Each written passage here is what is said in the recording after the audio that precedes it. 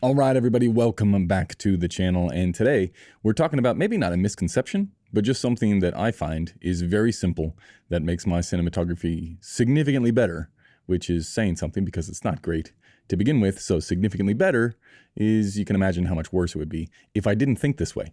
And that is the idea of invert, right? Always invert. Anytime you're tackling any problem, you invert the problem and the solution presents itself. In cinematography, this would be, well, what do I want my images to look like? Okay, that's the problem that I have to solve for, that I've got to come up with solutions. I've got to figure out, okay, these are the technical requirements. These are the tools that we're going to need. This is the personnel that we're going to need to be able to pull off this vision.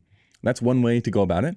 The other way to go about it, which I find slightly easier, is just to invert. What don't we want the project to look like? Right? Because I can very quickly identify, just by looking at a series of images, I know exactly what I don't want my images to look like. Right? I know the problems. I know where those problems will spring up. And if I can think, well, what's necessary to avoid those things, right? Well, I don't want the images to be flat. I don't want them to have no depth. I don't want them to be boring. I don't want them to be, like a Grip's choice framing angle, which we'll talk about in a second. Those are the key concepts that I definitely don't want, because I know that any of those things will result in images that I won't be happy with. So the easiest thing to do is then avoid those things. How do we avoid having no depth in the shot? Well, if you have no contrast, then you have no depth, because we're working in a two-dimensional medium, and we need to create the sense of depth by using light, whether that's color in light or levels themselves. We need to bring out the shapes. So anytime I'm looking at an image and I need to invert the problem from I want images to be nice versus I want to avoid my images being X, Y, or Z, being flat, lack of depth, boring, all of those things, flat, that is the way that I tackle the problem. So looking at the monitor, the only checklist that you have to go over is this flat? Is this boring? Is there any depth? And any improvement over where you start that checklist from is going to mean better images, right? It doesn't matter what you are filming, doesn't matter the subject matter, doesn't matter how many tools you have access to, or the crew, or the time that you have access to. If you can improve on any of the inversion principles, like what don't we want? Okay, if it's flat, how do we make it a little bit less flat? Well, if you make it a little bit less flat, guess what? You make it a little bit better. Okay, unless you want flat, and then you need to invert to figure out flat. But for us, it's like, okay, well, I need to make it more depth. I need to have more depth. Okay, what can I do? Very simple. Like, what's the 1% of input that we can use to overcome that discrepancy in the output by the maximum amount that we can? I know if I'm looking at, I don't know, say a talking head interview. Say you're looking at this shot right now.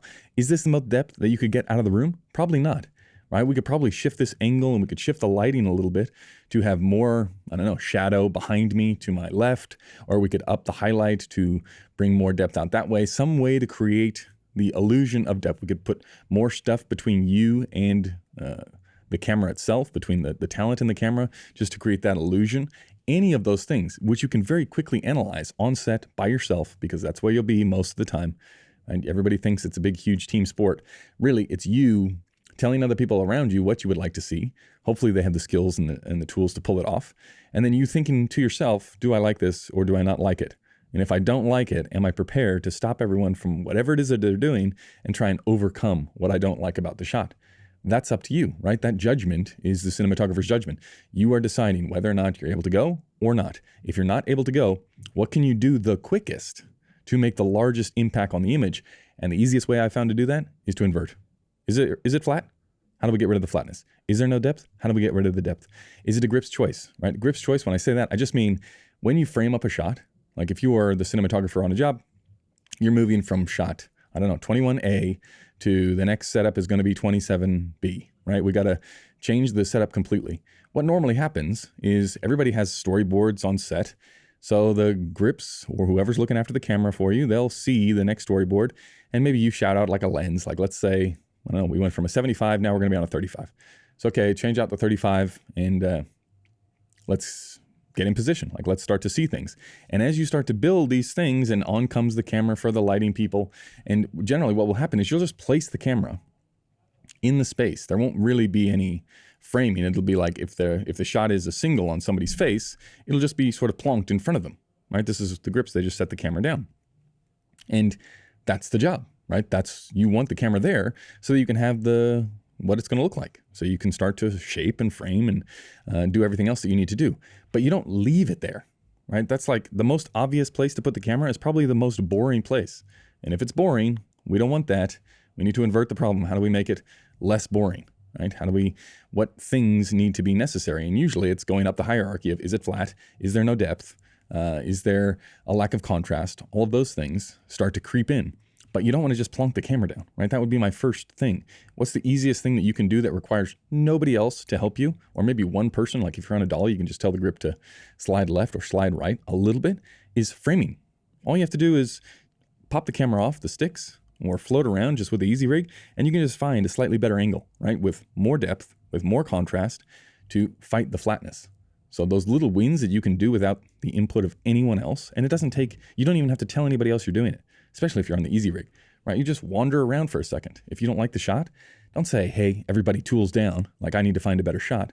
It's everybody do whatever it is you're doing. And then when I'm sitting here doing nothing, getting tired of the cappuccinos and the sushi what?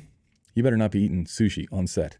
Like that's a red flag unless you're working at the highest of high ends. You want to avoid sushi. That's just a pro tip. But once you get tired of just sitting around doing nothing, watching everybody else work as they bring your vision to life, what you want to do is just find a better angle. And how do you find a better angle? You just roam around. If it has depth, if it has things between the camera and the talent, if it forces the viewer to actually work to find where the point of interest is going to be, all of those things add up to better images. So if you are in doubt, and if you can't remember what to do, and you can't remember things like the framework or anything else that is going to make your job easier, if you're on set and you don't like what it is that's happening, you just invert the problem. Like, how do I get further away from this? How do I not have this, as opposed to gunning for one specific look? That's hard to do. It's hard to do. It takes skill. And when you're on set in a chaotic environment, maybe that's too much computation for your little brain to take. So it certainly is for mine. So you just invert and you go, okay, well, how can I make this 1% less terrible? 1% less terrible is a lot easier than 100% better. Okay, so maybe not a misconception, but just a way to think about things. Make it as easy as you can on yourself at all times, as long as that doesn't put undue pressure on those around you. Because if you put undue pressure on those around you, they will remember.